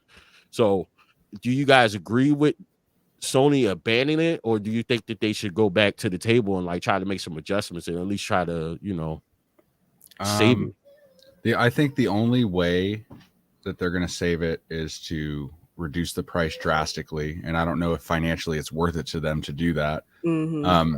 Like if it would have, instead of $600, if it would have launched at like $299, $300, I think it would have done a lot better. And also I don't know how much they really pushed it as far as marketing goes. Like I don't ever remember seeing a VR commercial for PlayStation 5. Like I don't know, maybe I didn't either. So it's like, how much did they really push it? And it's already such a niche thing. It's like, I don't know, man. I don't know. I think that what Sony needs to do is, and I would say this about any video game company, is stop with the fucking gimmicks. Oh, sorry. And there it was, the first one. Ding, ding, ding. They need to stop with the gimmicks and do what they do best and make games. Like Sony needs to stick with creating amazing first party titles, and creating amazing hardware and innovating in that way. But nobody, dude, there's so many PSVR 2s just sitting in GameStops right now. Nobody's buying them because they're just, no one wants to spend $600 on this thing. I wouldn't. Yeah. So go ahead, AK. I was just gonna say, I feel like that's even a bigger conversation. Is I feel like everybody's trying to have their hand in the pot of everything. Like everybody doesn't need to do everything. I think you made a good point. Like Sony's good with the first party games, and like I think maybe that's what they should just stick to, is making great consoles, like the PS5 and stuff like that, and making great games, and let other people, take control of like the VR space, because obviously other people are doing it better. Yeah. And cheaper, way cheaper. Because isn't like the Oculus like $300? Like something like that. Yeah. Like why would I spend double that? I think I see why, but it just shouldn't be double, right? Because what they're doing is like, you can experience your first party titles, or not necessarily first party, but good titles, Resident Evil, Gran Turismo. These days you can experience them in VR. So you're getting that, but it definitely should not be double the price, especially if it's not, double the quality. Right. It's space to grow it, but I just feel like things, introduce it a little bit at a time, perfect it before you start to try to get this price. Another thing they could try to do to try to save, what they spent, is include them in a bundle. Go $50 on the top of the PS5. And count your losses, but they're not a total waste. But you know what, dude? If they were able to get it down to a price point to where so many more people could get involved, or bundle it with a PS5, right? It would get more people trying it out. That's very true. And then when they come out with like the PSVR 3, people would be like, "Man, I had the 1 or the 2, and I got to play it. I loved it. I'm going to get the 3 no matter what, because the 2 was dope." But it's so expensive that like the point of entry is so pricey for a lot of like average people that it's like, dude, I can't spend $600 on this thing. What if I hate it? What if I get motion sickness? There's no way to test it out. Like, I wouldn't do that. It's a $600 investment for something you don't even know if you're going to like. Yeah. But not everybody's just going to jump at the opportunity. Yeah, I'm going to spend $600, and it doesn't matter if it's good or not. So, if you guys are good with it, can we move on to our gaming hot takes? Yeah, let's go. Get into it. I'm excited. All right, guys, set it off, man. Let me give you the solo, brother. One of the segments that I wanted to have on the podcast that we would do once a week is our gaming hot take of the week. It doesn't have to be from what something happened this week, but every week I want us each to pick a gaming hot take and share it with the community. And so I guess I will kick this one off. We will go one by one, and I have to say, my gaming hot take is that, as a huge Legend of Zelda fan, and some of the people in chat already know what's coming, I've been a huge Zelda fan forever, since the 90s. My first game was A Link to the Past on the Super Nintendo. It's very near and dear to my heart. But as much as I love The Legend of Zelda, I will tell you right now that The Legend of Zelda Wind Waker is one of the worst video games ever made. Oh my god. And I absolutely despise that game with every fiber of my being. Like, deep down in my soul, I hate this game with everything in me, and I don't understand why people like it so much. It is not a good game. Like, the biggest complaint I've seen about Breath of the Wild or even Tears of the Kingdom is, oh, Nintendo created this big open empty world. Well, you want to talk about empty, play Wind Waker and go on the water for 9 times, for 9 out of the, 90% of the game, 95% of the game, you're on the water and there's nothing in the water, nothing at all. There's nothing there. The dungeons are forgettable. The islands are empty. The only redeeming quality of that game is the fact that the combat is pretty smooth and the music is really good. Other than that, the story was forgettable, lackluster, and the game itself was just absolute trash, dog water. It's not worth your time if you're a Zelda fan. I'm sorry. Twilight Princess was a way better game from that generation. In fact, I would rather play Zelda 2 for 10 hours locked in a room than ever touch Wind Waker again. So that is your hot take from me for this week, and we can argue it all day long, but so much passion. The Legend of Zelda Wind Waker is absolute trash. Oh my god, I love the echo effect too. You gotta say it twice. Trash. AK Games, you got a hot take for this week? Yeah, I kind of feel bad following after that because I don't think I have as much passion about it. But my hot take is, I think Nintendo just makes way too many Mario games. Now, I'm a Mario fan. Look, I'm wearing a Mario shirt right now, but I just think they rely on it way too much. I don't know if it's because like they just think like when they put out a Mario game, like it's gonna make them some money because it's so familiar. But I just think they drop way too many in the franchise, and I think they are good with being creative, but I think they need to use more resources to put it into like a really big like new title or just a new game or something. But yeah, that's my hot take. It's you when you say that, I just had to look it up because you're absolutely right. There is a total of 238 games featuring Mario. Yeah, crazy. Like, that's a lot of Mario games, dude. Yeah. First of all, do y'all not see what co-hosts y'all have on here? Like, seriously? Seriously? Like, are you kidding me? Oh my god. Too many of them. My hot take is Rec Wizard and AK Games are just PlayStation fanboys and girls that just hate the fact that Mario is literally, you know how Jerry West is the logo for the NBA? Yeah. Mario's the logo for gaming, bro. Yeah. No, I can't argue with that. It's not a bad hot take. They do drop a lot of games, but to kind of touch on what you were saying, piggyback what you're saying, that probably is the reason they drop it, because Mario is very recognizable. Just for sure. For the casual person, right? Yep. Especially with the movie and stuff coming out. But yeah, I think they just have different. They have, instead of maybe if they had like the other Nintendo IPs, if they came out more often, it wouldn't look as bad. You know, but I mean, yeah, that's a fact. They absolutely gonna rely on Mario because you got people like me. I see Mario, I buy. I'm not thinking about it. Like it's yeah, and that's the thing, dude. Is like, Nintendo knows that if anything with Mario, Zelda, Kirby, Donkey Kong, Pokemon, any of that stuff, no matter what it is, good game or bad, because there are bad Zelda games, there are bad Donkey Kong games, there are bad Mario games, and there are really bad Pokemon games. But like, they will sell every single time, millions and millions of copies. Absolutely. So I mean, it's just easy money for Nintendo, dude, no matter what. Yeah, I pulled a comment from Curtis in the chat. He said, yeah, but you could say that's just them as a brand aspect. If you have one of the most likable characters ever to be created across all generations, they should be making more of them.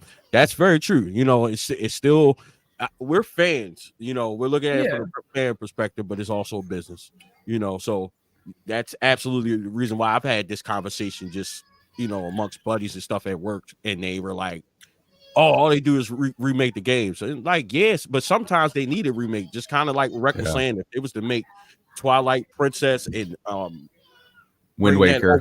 I'm sorry. No, it's both. Well, yeah, okay. So any of them, sometimes like, especially something that was underwhelming as far as sales, like the Wii U. That's kind of why they did it, so they didn't feel like they wasted it. I can understand it from that perspective. I think people just, they're coming out saying games. Yeah, but you didn't like the Wii U. So that's Yeah. not to say that the games on there was horrible. You know what I'm Right. saying? It's more so like, yeah, we still want to get this out to the general public because we did invest time in it and, you know, our ideas, stuff like that. It's not that the game was bad.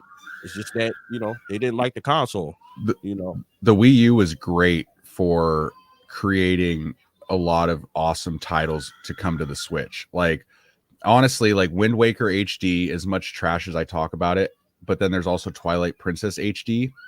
Those need to come to Nintendo's next gen console. Another game I was really disappointed that didn't come over to Switch from the Wii U was Yoshi's Woolly World. I would have really loved to have seen that. But we got Yoshi's Crafted World, though not as good as Woolly World. It would have been nice to see that. But yeah, dude, I think that Mario, I love Mario. I'm a huge Mario fanboy, but there are Mario games I don't play. I don't play a lot of the RPG turn-based Mario games like the Paper Marios and now this Brothership game that's coming out. Mario RPG I've played a little bit, but that's not because it's Mario. It's because I've never really been into turn-based RPGs that much. I've played a couple that I've loved, but overall I'd rather play an action RPG or an open world adventure like with action combat rather than turn-based.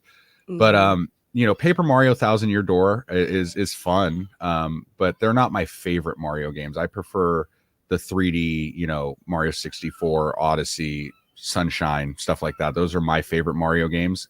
But yeah, there's a lot of Mario, man, a lot of Mario. But you know what, dude? He is literally surpassed Mickey Mouse. Like, honestly, yeah. But you know, so that's just easy money for Nintendo. Like, they could slap Mario on any game and it will sell.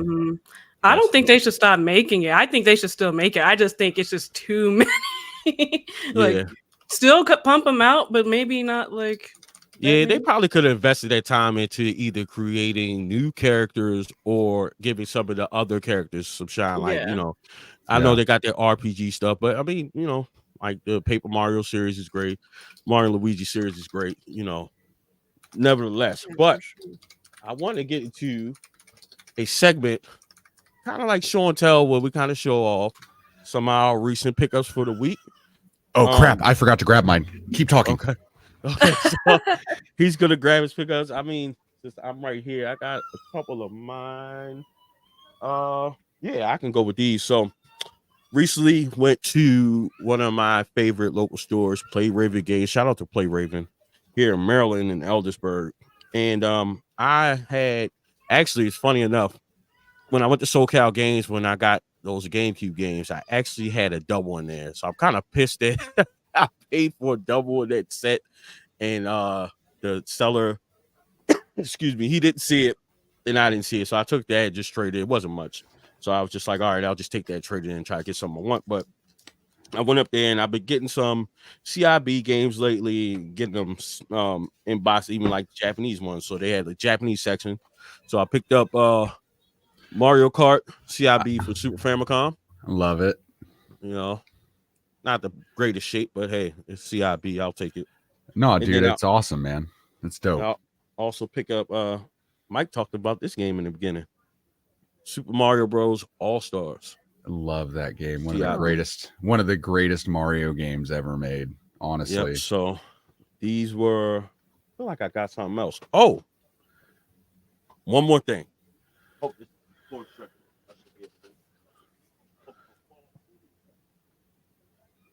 again, something almost there for. So if you guys don't know, or you will know soon, I am collecting the Wii. It's the Wii man. So when I'm out, I normally, obviously, I'm looking for Wii games, but I'm also looking for like some of the big box titles because quite a bit of big box games that's available that includes like a microphone, control, something like that. So I did pick up Glee Karaoke Revolution because I think I had 3. This was like $5, so I was like, dude, I don't have that one. My wife would love that game. Yeah, that's you know, you got the shovelware, but my thought process is this: when you got a substantial game collection, one of these days, just pick a random game and just try it because you know this is karaoke. How are you not going to have fun with that? Now I didn't watch Glee, but you know I'm pretty sure there's something that is for everybody in there. You know, my wife has a Glee tattoo. I'm not joking. Like, she is diehard Glee fan. Drives me nuts. I have watched the show not by choice. But yeah. Mike, you want to go next? Yeah, I can go next real quick. Guys, so those of you who have watched the channel or stayed up with my post know that I am going for the full PlayStation 2 North American set of over 1,800 games. So I have picked up a bunch of PlayStation 2 games, and I'm going to rattle them off quickly because I don't want to take all day talking about each game. I picked up a bunch yesterday at my buddy's store, Laughing Crow Collectibles in Modesto. I did a big trade with him and picked up 16 games, and then I picked up a bunch from SoCal Gaming Expo as well. So here's some of the ones I got. We got Avatar, The Burning Earth. We got Disgaea, Hour of Darkness. We got Disgaea 2. We got Dot Hack GU Volume 3. We got Victorious Boxers 2. Okay. Harry Potter Quidditch World Cup. Atelier Iris. Klonoa 2. Awesome game. Dot Hack GU Volume 2. So now I just need Volume 1. These are some games my wife picked out because, again, I have to go for the full set. So I said, babe, why don't you pick out some games? High School Musical Sing It. Awesome. Barbie Horse Adventures. I got that game. Jeopardy. Friends, the trivia game. Yes. The Sims 2 Pets. And then, guys, and then we got La Purcell Tactics or Purcell Tactics. We got a horror game, Ghost Hunter. This was a big one, good one to pick up. And then my biggest ones I picked up, I got this in a trade with Mort from Mort's Garage. That is a copy of God Hand for the PS2. For Father's Day, my wife and kids bought me a copy of Futurama as my Father's Day gift. And then in a trade with my buddy from Laughing Crow Collectibles, I got a copy of Rule of Rose. Awesome. Then at SoCal, I bought from a vendor Blood Will Tell. And then lastly, but surely not least, the rarest, most expensive PS2 game in existence. I got this off of doing a bunch of trades and got the money to get it down in SoCal at the expo. My copy of Kuon. Awesome. So yeah, so those are there's more pickups, but I'm gonna save those for next week's podcast, next Sunday, you guys. But those are it. So now we're up to a total of 198 PS2 games out of 1850. Ooh. So Oh man, you put a dent in that library. yeah. 1,600 more to go, baby. Oh man. But yeah, AK, dude. what you got? Yeah, so I don't have a lot to show off, but I'm really excited for this pickup that I got because I've been one for a long time. But I picked up this not new, but like kind of this modded PSP. Ooh, that's gorgeous. I'm so excited to play it because I had one when I was younger and I really just wanted to, get back into the PSP. So I picked one up off of Etsy and yeah, I'm really excited to play it. I have Vice City Stories. I have a Ratatouille game.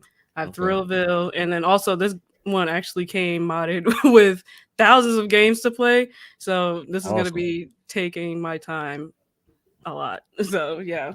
That's awesome. So it's modded. What is it modded with PSP games, or do you have like other consoles on there? It has other consoles on there. That's sick. Heck yeah. Yeah, like I remember seeing like a Wario one. I don't really know too many off the top of my head because I just got it like the other day, so I haven't had too much time to like sit down and like play it too much. But yeah, it has so many games. I'm so excited. Awesome. That's dope. Awesome. Let's hit the chat. So Curtis said he loves the color of that PSP. I do too. That is awesome. Green is my favorite color. So yeah, same. It looks like it's kind of like an emerald green. It's like really pretty. I know. I'm so excited. It is. It's gorgeous too. Knucklehead 86 says he never knew they had a Fred's video game. I don't think I knew that either. Knucklehead, I'm right there with you, bro. I had no idea. I literally told my wife I had like $300 in trading credit, and I was like, all right, babe, you go ahead and pick the first half of the games, and that's what she picked. So yeah, we're gonna play some Friends trivia. Hey, hot take of the week. Rec definitely knew there was a Friends game. He couldn't wait to get it. Oh, you lying. Now you're lying. He totally knew. Wait a minute. Marcus, you didn't give your hot take. You didn't say your hot. No, you didn't. You left. I didn't. No, you're right. All right, so let's backpedal because apparently I have to get my hot take. Yeah. It's just gonna be random because I tend to not think about it, but I've kind of led on with some conversations about this. I'm not a fan of Xbox anymore like that. Okay. And I don't mean like the old stuff like the OG Xbox and the 360. What I mean just Xbox as a company, because I feel like they kind of just gave up on their brand. I agree. I don't like, it's not to keep the quote unquote console wars going, but as gamers, we want to have variety. I honestly, I'm not a fan of seeing different games on different companies' consoles. I don't like it. I don't like it because I feel like give me something to make me want to buy your console. Right. And if you guys are familiar, I had I'll get to that comment. I'm gonna show that real quick.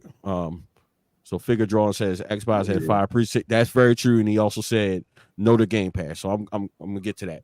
So if you guys aren't familiar and haven't followed the channel, I had an Xbox Series X. I sold it recently, like a couple months ago, because I literally had that console for what's it been out almost 4 years now. Yeah. I bought one game, and that was Call of Duty. And the reason I bought it was how I purchased my Xbox Series X. I had Game Pass Ultimate, so obviously I get to play online, and I play Call of Duty online. I literally never bought anything else for that console. It was nothing that I wanted, except for maybe Starfield recently. But what I did, I'm doing because I'm still a fan. I do collect Nintendo, but I do like to play everything. Especially Call of Duty. Unfortunately, I can't play it on the Switch. I probably wouldn't if I had the opportunity. I'd rather play it on something else. But I did end up trading to get a Series S. You can kind of see it down there in the background. And I refused to pay over $100. I actually paid $70 for that, and I pretty much got it for trade, so I didn't pay at all. If I make the suggestion to anybody, and I'm all about physical games, I'm all about it, but in terms of this current gen Xbox, I would absolutely go with the Series S because all you need for that is Game Pass. Yeah, and you are good to go. Yeah, it's a Game Pass machine for sure.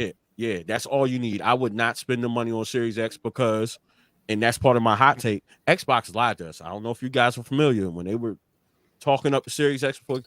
It's backwards compatible with everything. Then it comes out and it's literally like backwards compatible, like a handful of games. That really, really, really pissed me off.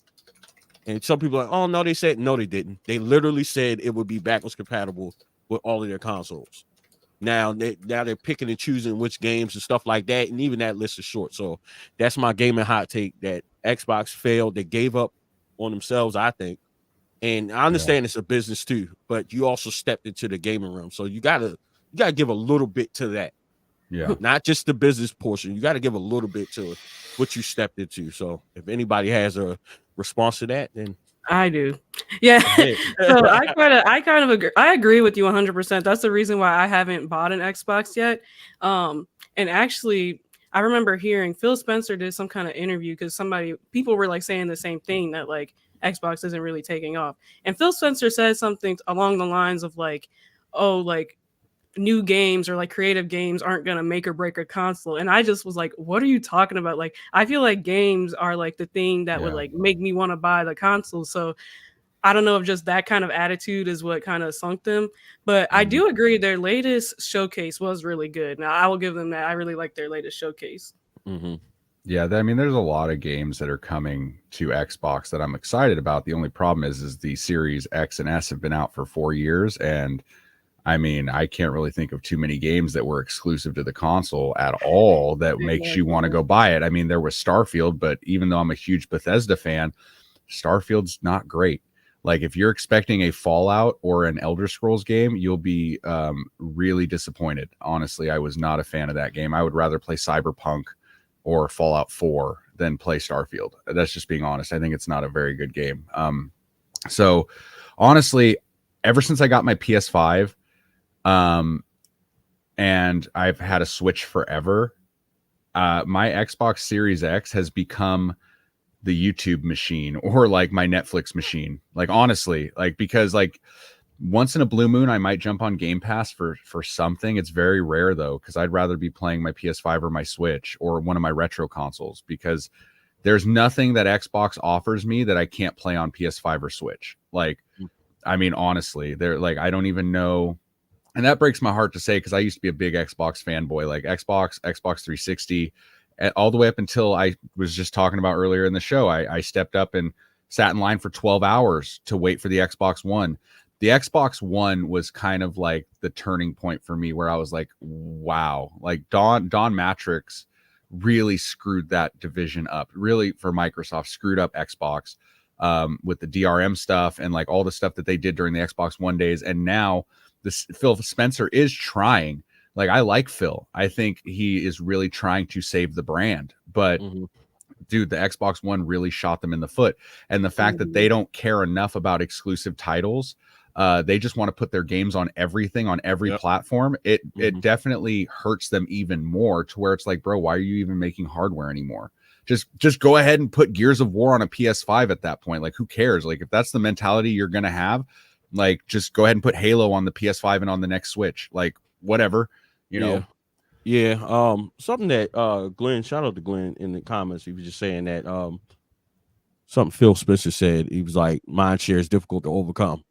That's true, but let's look at a little bit of the history of Xbox, the past couple releases. First of all, 360 was great, right? Yeah. But you also had to overcome the 3 Red Rings of Death, where you came out with 4, 5, 6 different Xbox 360 consoles, right?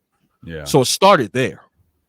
Then we can't forget about the debacle of a release Xbox One was. You forced everybody to pay an extra $100 for that Kinect that nobody wanted. You didn't offer it where you couldn't get it without it.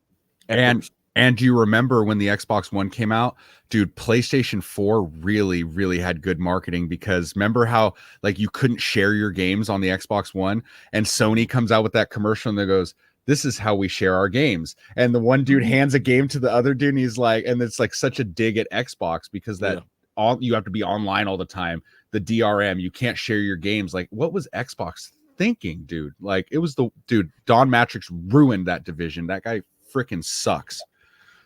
Yeah, that was terrible. And then of course now with the Series X, you're 4 years in, and I guarantee find me the biggest Xbox fan in the world and convince me to go buy a Series X again.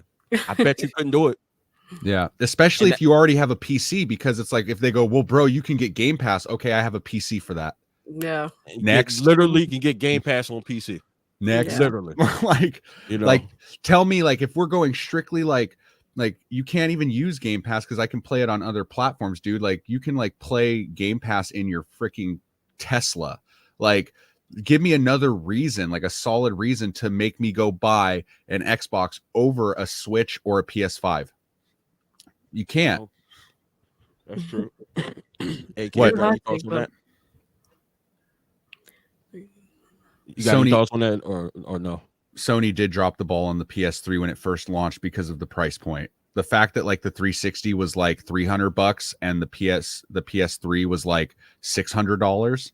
But now that, you know, I look back and it had all these bells and whistles in it, and it was so expensive to produce. And then also the biggest problem too was the PS3 library wasn't as good. It just wasn't. Actually, out of all the Sony consoles, the PS3 library is the weakest. And the reason being is because when Sony came out with the PS3, they had this new architecture that was very, very hard to develop for.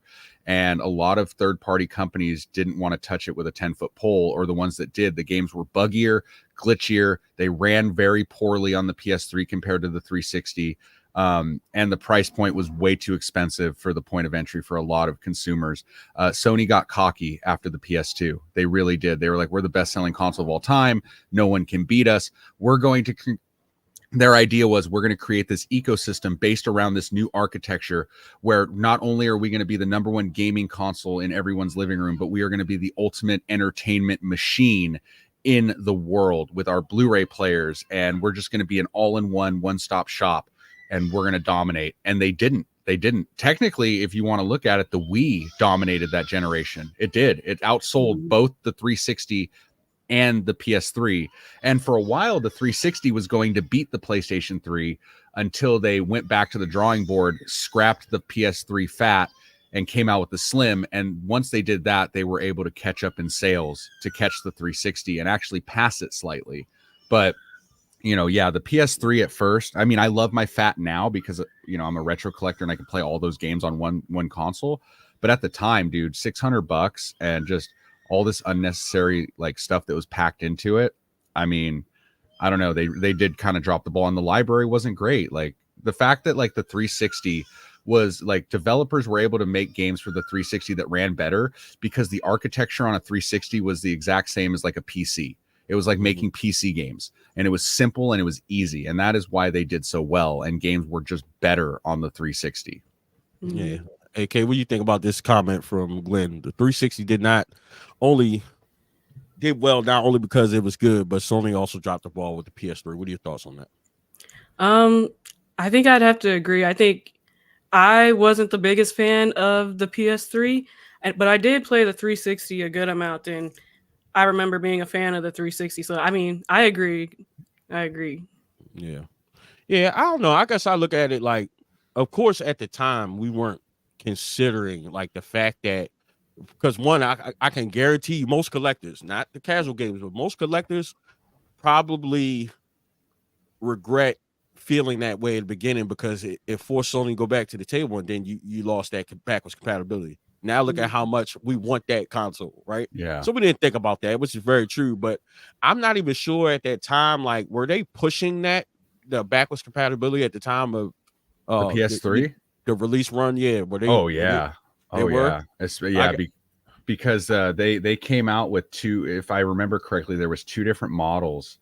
And there was like I want to say there was like a 60 gig, and then there was like a 40 gig or 20 gig. Yeah, that's right. I remember that. And I know that they were pushing the backwards compatibility because they wanted it to feel like the ultimate entertainment system in your living room, where you could play everything. You could watch Blu-rays, you can watch DVDs, you can listen to music on your, you know, with CDs, and you could play your PS1, your PS2, your PS3 games. Like, they wanted to dominate your living room, and they thought they were going to run the whole world with this new architecture and this new thing that they were putting out, and it just ended up backfiring. Yeah, that's a good point. Yeah, I completely forgot about that, but I'm pretty sure that's what they were aiming at. And if I'm not mistaken, I'm trying to think, that was probably that first initial price jump with consoles, right? Because like the N64 and stuff was about $300, correct? Like in the PS2, that was $299, right? Because that was their whole. I want to say they were like, it was like $300 for the PS2, but I can't remember off the top of my head.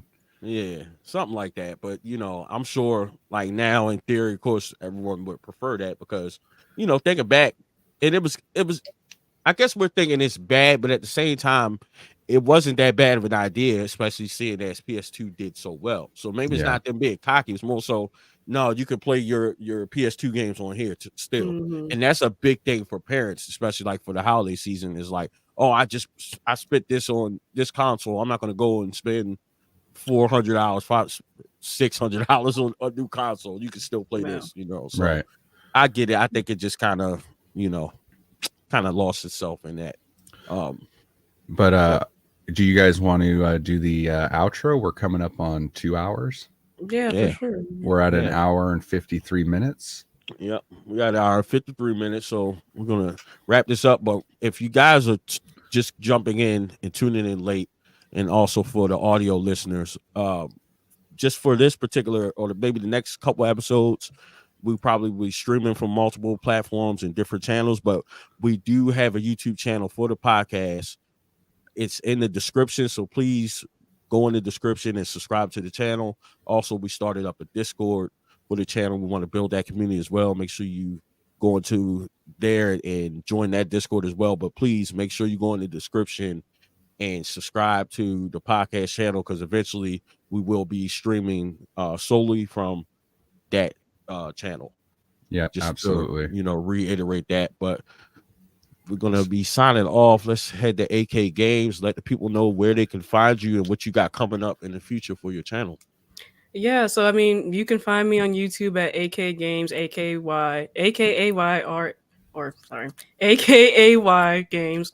And it's the same on Instagram and TikTok. And usually just on my channel, I do a lot of game analysis. I just did a Arthur Morgan character analysis. Love doing those. And I also do PlayStation news. And yeah, so you can find me there. Awesome. Rec Wizard, let the people know what they got, what they can expect from your channel, and where they can find you. All right, guys. So with my channel right now, I do a lot of short form content on YouTube, Instagram, and TikTok. That's kind of my bread and butter content. I love doing it. But I also started my new series where I'm hunting for every PlayStation 2 game in the North American library. So that's going to be a lot of fun. I also like to do like store reviews of like video game stores, either online or in person. I do a variety of things, whether we talk about modern games that are coming out or my favorite retro titles, things we're nostalgic for. And then also, guys, as far as the podcast goes, we will be live every Sunday moving forward at 9 a.m. Pacific time, 12 p.m. Eastern time. Again, every Sunday. I'm streaming it here on my channel, and Video Game Votary Marcus is streaming it on his channel. But eventually, the idea is to stream it to the podcast YouTube channel. And that will be put in the video description of our videos down below. Make sure you guys please check out all 4 co-hosts' channels individually. We are all our own creators and have our own channels on YouTube and other platforms. So definitely check us out as well. Our channels will be down in the video description as well. And I'm really looking forward to this podcast, dude. Like, this was a great first episode. I'm having a lot of fun, and I love my co-hosts. I love like doing this with you guys. This has been amazing. This was a great first episode. I had a great time. Dude, it's only going to get better from here, man. And I appreciate everybody in the chats that have been watching and talking and commenting and being active, and all the support, man. I really appreciate that. Yeah, absolutely. Thank you to the chat. You guys were super active. I definitely appreciate that. Makes the podcast go smoother, opens up conversation, and just being able to engage. We definitely appreciate that. So I'm going to plug Black Channel's info since he's not here. You can follow Black Ranger at Black Ranger on pretty much all of the social platforms. I believe Facebook is French Bryant. That's probably going to be the only one comes up because his name's French. He's different. So you can find and follow him there. Again, his channel and everybody else's channel is in the description. And for me, what I got coming up on the channel, I'm telling y'all right now, you do not want to miss next week's episode. We're going to be revealing some big time information. Some people know about it, but not everybody. But everybody will know. So be on the lookout for that. Can I guess? You're selling your Wii collection and you're moving over to PS5. That's funny. No, absolutely not. But also I will be at Southeast Game Exchange in another next week. So I'm excited about that. If you guys gonna be there, hit me up. I will be in the building. So look out for that. You can follow me on all gaming and social platforms at Video Game Votary. And this is a wrap for episode 1 of the upcoming Retro Podcast. Thank everybody for showing up, showing out, being in the comment section. Don't forget to follow the channel. We'll see y'all next Sunday. Yo, I appreciate you guys. See you next Sunday. Bye. Happy hunting.